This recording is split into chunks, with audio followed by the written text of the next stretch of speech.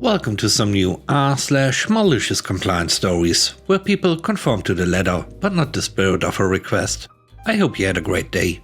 But first, thank you for subscribing to the channel and for all those likes. Today we have two great stories, so let's get right into them, shall we? The first story is called All Air Filters Are the Same. A buddy of mine was working at a car parts store one day a week on the weekend while studying at the university. At least once every other shift he would have someone come in and ask for an air filter for their car. They would name no details as to what make, model, year, etc. Just get me an air filter, they are all the same. So one day he was looking through their system and had someone try this on him, and it got him thinking. He found the most expensive air filter he could get his hands on. It was a CAT diesel bulldozer or something. The retail price of this thing was like $1,200 and it stood about a meter tall and about 200 millimeters round. The thing arrived during the week and co-workers had to hide it from the branch manager as they were told of his plan. It took about a week before someone came in demanding an air filter for their car. Sure, what kind of car is it? Just get me an air filter, they are all the same. Cue malicious compliance. Bear in mind a standard bench is 0.9 meters tall. He slams the 1 meter tall filter on the desk, scans it in the system and acts rather surprised at the cost. Sorry sir, it's a bit expensive. Retail says $1,200. I don't think I'll be able to do any discount on this one. I only saw him do this once and I don't know how he could keep a straight face, but the next words out of the customer's mouth were always, "But last time I only paid $40. His answer? "Well, this here is the best filter we got. I don't want to sell you rubbish and have you come back complaining to my boss about me not doing my job." They would always then give the details and he would get them the filter needed.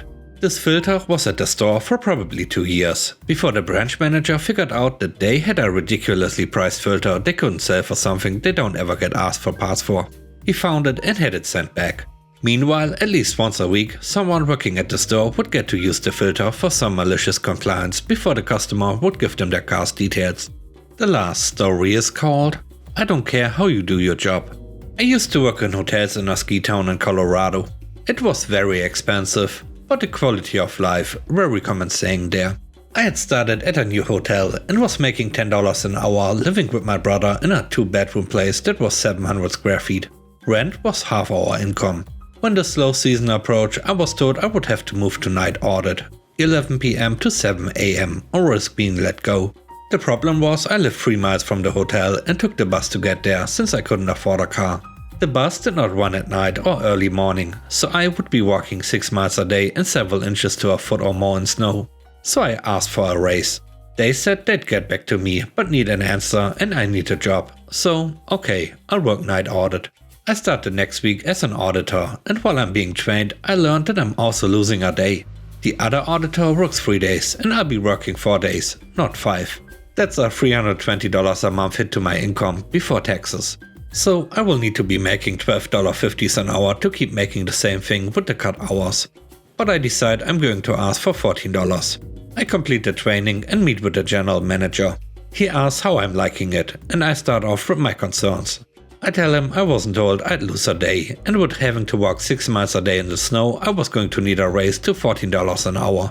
He let out an audible sigh and tells me he can easily hire someone for this position for $10 an hour, and to take it or leave it. I knew it would be very hard to find a job in the winter when everything closes up, so I stayed. As I walked out of his office, he says, "I don't care how you do your job, just do it." Okay, I will. You see, this job was easy. It was 7 hours of me doing absolutely nothing and 1 hour of actual work, which gave me plenty of time to find shortcuts. The software we used allowed us to import scripts that you downloaded from the developer's site. One such script was a way to make my job literally 1 click. The problem was it was a $500 a year license for it. Obviously, I wouldn't propose to my general manager a way to eliminate my job. But there was a free trial on every script for 7 days. I remember at the time you get around paywalls on news websites by going into the web console and simply removing the paywall from the source code. I decided to see if this was something I could do with the script. And what do you know? I downloaded it and opened the script in a text editor, and the only thing making the script a trial was a line that said, "License expiring," and had the date set to 7 days out from when I downloaded it. I changed the computer's date to 8 days from now and tried to run the script in our software and got a notification that said the free trial had ended. So I changed it back and set the expiration date to 2050. This took my manual job of 1 hour and made it 3 to 5 minutes. All I had to do was specify a date range and check off what reports I wanted to be done and printed, and click start. That was it. I always manually reviewed everything, just in case. But that wasn't it. We had a kitchen where we made breakfast and dinner for the guests. The evening shift got free dinner and the morning shift got free breakfast. I didn't get anything. They eventually decided to have the auditor set up breakfast so the kitchen crew didn't have to come in as early. I asked if we got free breakfast and was told no, despite setting up everything to make their jobs easier. I should also note that we had to clean any dishes left from dinner that the kitchen didn't get to, despite not even getting any dinner. But I had the kitchen all to myself for 6 hours. So I started making myself dinner around 1 AM. Whatever I wanted. The only limit were the ingredients in the kitchen, and since I was responsible for dishes from other shifts, I never left any evidence behind. I no longer had to buy food to bring to work. I later realized that I could put dirty dishes back in the return bin, since it was covered, and the breakfast crew never checked to see if any dirty dishes were in it. The very few times they did check, they assumed dinner forgot to check before leaving. I always cleaned up the dishes I used making myself food out of fairness though. So now my job no longer requires me to do dishes. I get free food and all I have to do is remember the date and click a button to do my actual job. I watch so many shows. I played online games on my laptop. I started learning Spanish. The general manager did say he didn't care how I did my job, just do it. And so I did. I did eventually decide to move away for a much better job far away and had to give up the comfy life. I trained my replacement the way I was doing things, including the script, and did not teach him the manual way. Before I left though, I decided to change the trial date to 1 week out. 2 days after my last day, the front desk manager texted me. He told me that the other auditor was just fired for making racist remarks to a guest, and that guest recorded him, so he was fired once the general manager got in. He asked if I could come back until they got someone else and said they'd pay me $15 an hour.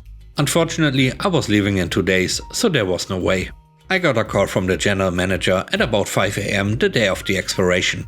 He asked about this free trial thing, and why wasn't the new guy trained how to do the audit properly, who was apparently working 7 days a week, since no one else knew the audit except the new guy and of course me. I reminded him that he told me he didn't care how I did my job, just do it. So I did exactly that. I could tell he wanted to yell, but he held back. He then demanded I come back and fix it, or he will have to take legal action. I told him I was already at my new place 2,000 miles away, but I would happily do it for airfare, a free room, free meals while I'm there, and $10,000. That's when he lost it and I hung up. He texted me after, saying he was contacting the lawyers and that I screwed up and prepared to face the consequences. That was 5 years ago and I haven't heard anything from him since. I did eventually go back to that town a few months ago to see my mom and ran into the front desk manager from that place, who is a really nice guy. He told me the general manager was caught with the head housekeeper in his office by his wife one day. She later divorced him. The 19-year-old girl working the front desk in the mornings later filed charges against him and he resigned after that. The front desk manager now runs the place as general manager and he's made sure that every manager is trained to do the audit. And with that, we end today's video. Let me know what you think about the stories. On a scale of 1 to 10, how would you rate the stories and today's video? I hope you enjoyed the video. And I hope you have a great day. Stay safe. Bye bye.